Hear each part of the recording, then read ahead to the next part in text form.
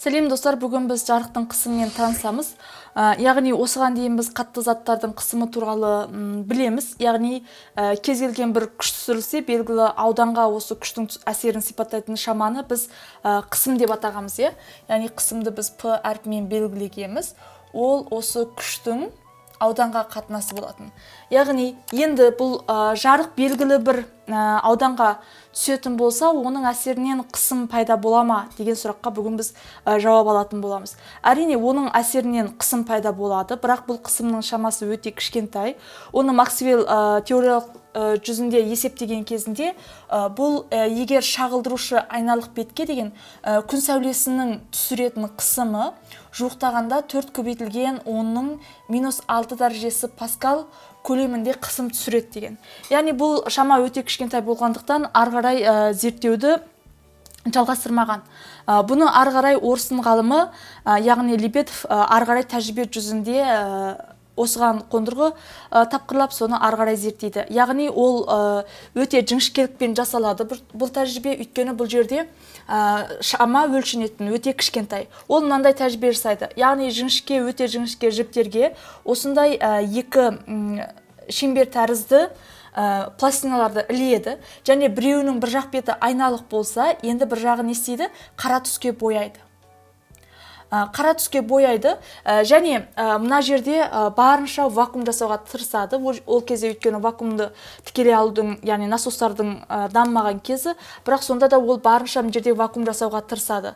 Сол кезде ол осы ыдыстың ішінде тұрған шыны тәрізді ыдыс, соның ішіндегі мына беттерге егер жарық түскен кезінде ол мынау белгілі бір бұрышқа бұрылатын болса, демек жарық денеге қысым түсіре алады деген қорытындыға келеміз дейді. Және мына жердегі бұрылу бұрышына байланысты оны есептеуге, қысымның шамасы неге тәуелді екенін есептеуге тырысады. Енді осы кезде, яғни ол бақылағандай, осы жерге жарық түсірген кезінде мынау ненің айнала бастағанын көреді. Яғни бұл нақты түрде жаңағы белгілі бір бетке жарық түскен жағдайда ол бетке қысымның түсетіндігін дәлелдейді осы тәжірибе. Енді бұл қысымның болатынын жарықтың, біз білеміз, жарықтың екі түрлі теориясы бар. Біреу оның бөлшектік, яғни жарықты бөлшектердің ағыны ретінде қарастырады, фотон деп аталатын. Екіншісі оның электромагниттік теориясы. Осы теориялар негізінде бұл құбылысты қалай түсіндіреді? Әрине, Максвелл толқындық теория негізінде былай түсіндіреді. Егер мысалға электр өрісі, біз электромагниттік өріс ретінде қарастырсақ, толқын ретінде, оның бағыты былай деп қарастырсақ, жаңағы оған 90 градус жасай, бізде магнит индукциясының бағыты бағытталады. Және бұл электромагниттік толқыны, жарық толқыны, ол көлдірең толқын. Мына бағытта не істейді деп еді? Яғни С, вакуумдегі жылдамдығы С, осындай бағытта ол таралады деген. Бұл жерде тербеліс бағыты мен таралу бағыты перпендикуляр болғандықтан электромагниттік толқын жарық, сонымен қатар оны көлдірең толқын деп атаған. Енді егер осы жарық келіп бір заттың бетіне түсетін болса, қандай құбылыс байқалады? Яғни ол жердегі затты молекулалар құрайды, молекулалар атомдардан тұрады. Атомдар өз кезегінде оның ішінде жаңа ортасында протон, ең сыртқы қабатында нелер жүреді? Айнала оны ядросын электрондар жүреді. Енді бұл жерде энергия тікелей әсер ете алады. Әрине, массасы өте жеңіл, электрондарға деп қарастырған. Сол кезде, яғни мына жерде бір теріс электронына түсетін болса заттың, ол не істейді деген? Мына электр өрісінің бағыты жоғары қарай деген сөз. Бізде электр өрісі қалай бағытталушы еді? Плюстан шығып минусқа қарай бағытталатын. Яғни бұның бағыты оң зарядтың қозғалыс бағытына сәйкес келетін. Ал егер ол өріске біз теріс заряд қоятын болсақ, яғни электронға әсерін зерттейтін болсақ, бұл электрон қайтеді дейді? Төмен қарай бағытталады дейді, тік төмен қарай. Яғни осылай қозғалады дейді. Сол кезде ол мына магнит өрісі жазықтығына келеді дейді. Енді қозғалыстағы зарядтарға магнит өрісінен әсер ететін күшті біз не деп атап едік?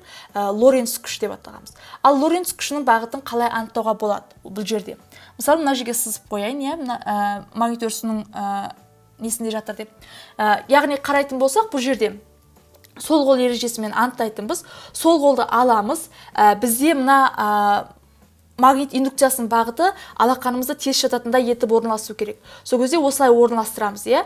Енді яғни қозғалыстағы оң зарядтың бағыты мына төрт саусақты береді деген. Бұл жерде біз теріс заряд, демек оң зарядқа ол қарама-қарсы деп есептейміз. Сонда төрт саусағымыздың бағыты тік жоғары қарайды, алақанымызды магнит индукциясы тесіп өтетіндей болады. Сол кезде, яғни мына бағытта мынаған не істейді? Лоренц күші әсер етеді. Яғни L деп белгілеп қойған Лоренц күші. Сонда қарап тұрсақ, Лоренц күшімен мынау электромагниттік толқынның таралу бағыты екеуі бір-біріне қандай болып тұр? Сәйкес болып тұр. Яғни мына с мен Лоренц күшімен электромагнит толқынның таралу бағыты сәйкес келіп тұр. Сондықтан ол өзі түскен бетке не істейді деген сөз? Қысым түсіреді. Яғни күшпен әсер етеді деген сөз, қысым түсіреді деген сөз, иә. Яғни толқындық теория бойынша жарықтың қысымының бар екенін осылай дәлелдейді екен. Ал енді бөлшектік теория бойынша өте оңай. Яғни мынандай бір белгілі бет, егер ол айналық болатын болса, иә, шағылдыратын бет болатын болса, осыған қалай кеп түседі? Тура солай одан не істейді? Енді қабаттастырмай былай бөлексіз қойын, одан шағылады айналық беттен, иә. Яғни осы мезетте кәдімгі бір қабырғаға немесе екі дене бір-біріне соқтығысқан кезде бір-біріне импульстарын береді ғой. Тура сол сияқты мынау импульс береді деп есептеген. Ал егер бұндай жағдай болмай, егер айналық бет емес, жаңағы Лебедев бояп қойған сияқты бет болса, мына жарық мынаған келеді де ары қарай не істейді? Жұтылып кетеді деген сөз. Бұл жерде шағылу заңына сәйкес қандай жиілікпен келсе, сондай жиілікпен не істейді? Артқа қарай қайтады. Енді біз ал бұл жерде бөлшек теория бойынша, яғни осы берген импульстардың салдарынан не пайда болады дейді? Жаңағы қысым пайда болады дейді. Енді осы қысымды есептеп көрейік. Алдымен біз бірнеше шамаларды қарастырайық. Яғни бір n деген шама алайық. Бұл нені түсіндіреді? Бұл n деген шама осы біз қарастырып жатқан беттің бірлік ауданына, яғни S тең 1 метр квадрат ауданына әр секунд сайын, яғни бірлік уақыт t тең 1 секунд кезінде келіп түсетін ненің саны? Фотондардың саны болады. Фотон саны. Және тағы бір ұғыммен танысып алайық. Ол бізде ρ. Ро дегеніміз бұл шағылу коэффициенті деп аталады. Яғни шағылу коэффициенті. Енді оның мағынасы қандай? Шағылу коэффициенті дегеніміз жаңа мысалға қанша сәуле кеп түсті, соның қанша пайызы, яғни қанша проценті шағылды деген сөз екен.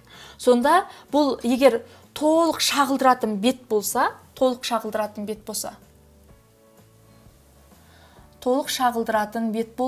ол кезде ромыз неге тең деген сөз? 1-ге тең деген сөз. Яғни 100% шағылып кетті.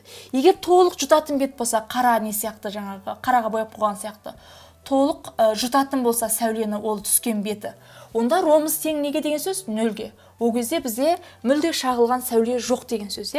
Енді осы шамаларды пайдаланып, біз жаңағы жарықтың қысымын есептеп шығарайық. Бұл қысымды қалай есептейміз? Ол үшін біз бірінші жарықтың, фотонның импульсін тауып алайық. Яғни өткен тақырыптарда біз қарастырғанбыз. Яғни Планктың несі бойынша E тең H ньюға, бұл Эйнштейннің формуласы бойынша mc квадратқа. Осы жерден біз мына H нью былай деп қарастырсақ, с көбейтілген с деп қарастыратын болсақ, бізде неге тең болады? Мынау бізде импульсқа, яғни масса мен жылдамдықтың көбейтіндісі, ол бізге импульсқа тең болады. Яғни бұл бір ненің импульсы, бір фотонның импульсы H ньюді с-ға бөлгенге тең деген қорытындыға келеміз. Ал енді біз жалпы бір бетке түсіп атқан импульсті қарастыратын болсақ, мысалға мынаны қарастырайық. Бұл жерде не өзгермейді десек, ол қандай жиілікпен келді, онда мына жерде түсіретін импульсы не болады бірінші жағдайда? H нью бөлінген с болады. Енді қайтқан кезінде ол бағыты қарама-қарсы болғанда минус H нью бөлінген с болады. Сол кезде мына бастапқы импульстан соңғы импульстың өзгерісі, ол бізде мына бетке берілген импульсті сипаттайды. Яғни дельта П мына бетке қанша импульс берілді, соны сипаттайды. Сол кезде қараңыз, бастапқысы h ню бөлінген с азайтылған минус h ню бөлінген с болған кезінде жалпы өзгерісі мына бетке берілген импульс ол неге тең болады? 2 еселенген h ню бөлінген с болады.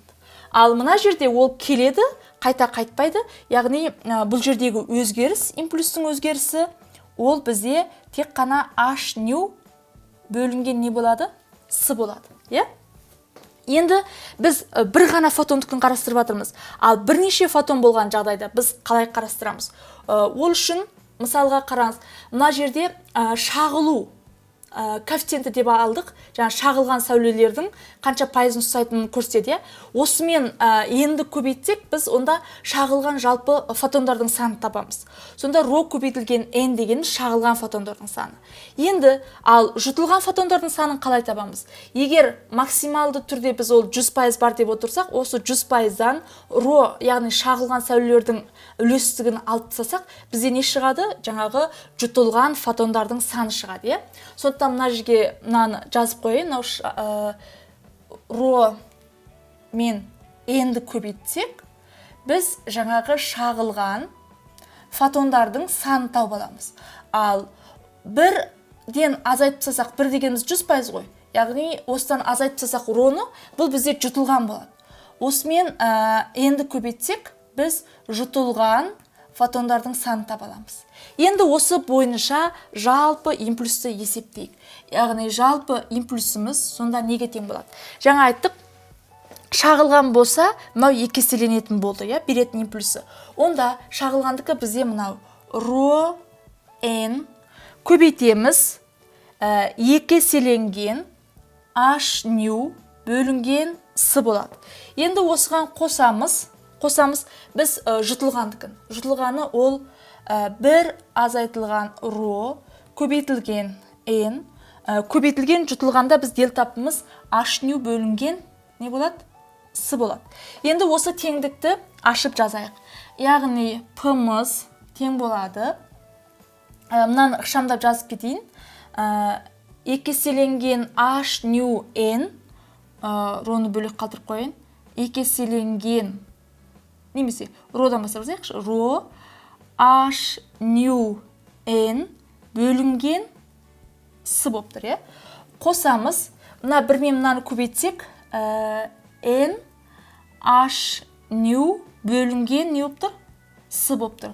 Азайтамыз, ро n h ню бөлінген с болып тұр. Енді мына жерде 2 еселенген ро, мына жерде жай ро, n h ню с қалған бөліктер ұқсап тұр. Бұлай айтқанда мынаны x деп алсақ, 2x азайтылған x сияқты болып тұр. Сонда біреу ғана қалады. Сонымен бұнымыз тең болады. Ро h ню n бөлінген с қосылған n h ню бөлінген с болып тұр. Енді n h ню бөлінген с-ны жақшаның алдына шығарып жүрсек, онда қысымыз қалай болады? P тең. Яғни мынадан ро қалады, мына жерде бір ғана қалады.